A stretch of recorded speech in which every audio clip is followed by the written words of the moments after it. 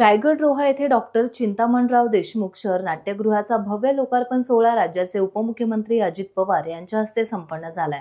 या कार्यक्रमात राष्ट्रवादीचे प्रदेशाध्यक्ष तथा खासदार सुनील तटकरे, मंत्री आदिती तटकरे, अभिनेते भरत जाधव, सयाजी शिंदे, माजी आमदार अनिकेत तटकरे, माजी आमदार मुस्ताक अंतुले, राष्ट्रवादी जिल्हाध्यक्ष सुधाकर घारे, रायगड जिल्हाधिकारी किसन जावळे, जिल्हा पोलीस अधीक्षक आंचल दलाल, जिल्हा परिषद मुख्याधिकारी नेहा भोसले सह प्रशासकीय अधिकारी, राष्ट्रवादीचे जिल्ह्यासह रोहा तालुक्यातील पदाधिकारी आणि कार्यकर्ते आणि नागरिक मोठ्या संख्येने उपस्थित होते। यावेळी अजित पवार, अभिनेते सयाजी शिंदे, सुनील तटकरे, आदिती तटकरे यांनी तिकीट खिडकीवर तिकीट काढून आणि फीत कापून उद्घाटन केले, तर अभिनेते सयाजी शिंदे यांच्या हस्ते रंगभूमीवर श्रीफळ फोडून रंगभूमी पूजन करण्यात आले। क्रीडा ह्या क्षेत्राला पण देखील राज्यकर्त्यांनी कसं लक्ष दिलं पाहिजे, कसं एक आधार दिला पाहिजे, कशी मदत त्या ठिकाणी केली पाहिजे आणि ती परंपरा चव्हाण साहेबांनी त्या ठिकाणी चालू ठेवली। नंतर वसंतदादा असतील, आदरणीय पवारसाहेब असतील, माननीय विलासराव देशमुख असतील, अनेक दिग्गजांची नाव आपल्याला घेता येतील। त्यांनी त्यांच्या परीने ती टिकवण्याचा प्रयत्न केला।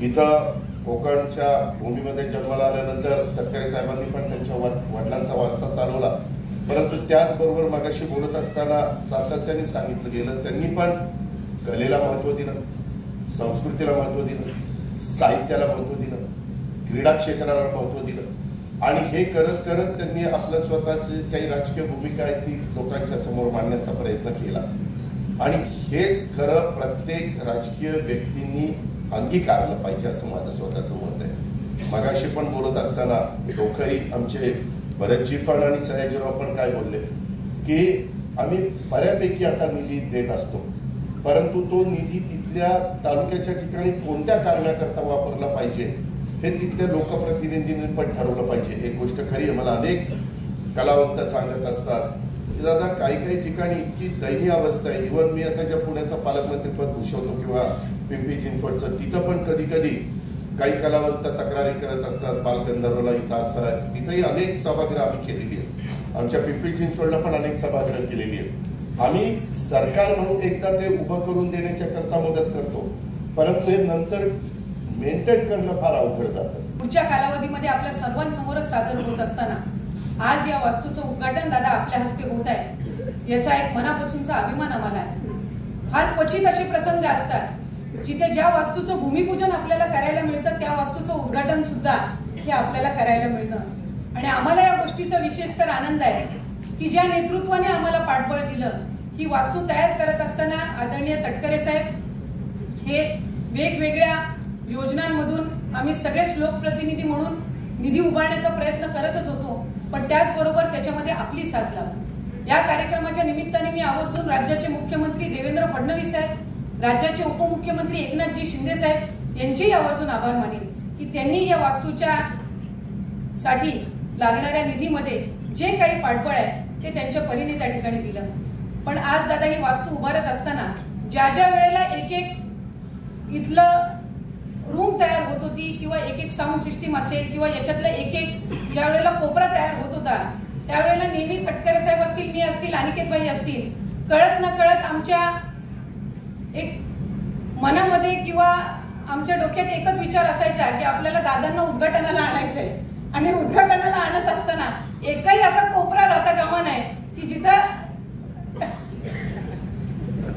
आपल्याला काही कडक शब्द ऐकावे लागतील। त्याच्यामुळे खऱ्या अर्थानं ही वास्तू तयार करण्यामध्ये फिजिकली जरी आम्ही सगळे इकडे असू तरी मेंटली दादांना आपल्याला उद्घाटनाला आणायचंय आणि त्या पद्धतीनं दिमागदार अशी वास्तू ही आपल्याला त्या निमित्ताने उभी करायची आहे आणि खऱ्या अर्थानं हा एक इतिहास आहे जो पुढच्या पिढीपर्यंत आपल्याला पोहोचवायचा आहे।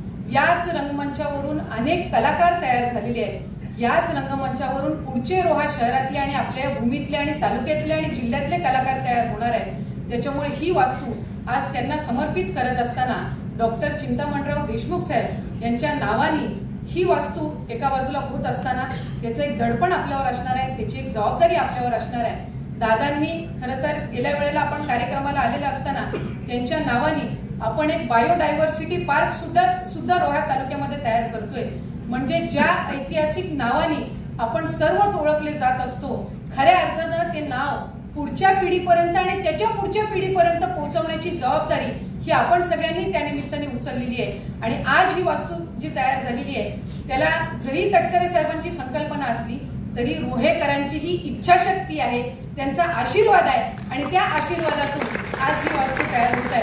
त्यामुळे मी आपल्या सर्वांचेच या निमित्ताने स्वागत करत असताना आपल्या सर्वांचे ऋण या निमित्ताने व्यक्त करते. श्री दहावीर महाराजांच्या आशीर्वादातून आज या इमारतीच्या या पुण्यवान अशा वास्तूच्या उद्घाटनासाठी आपण सर्वच आवर्जून उपस्थित राहिलात.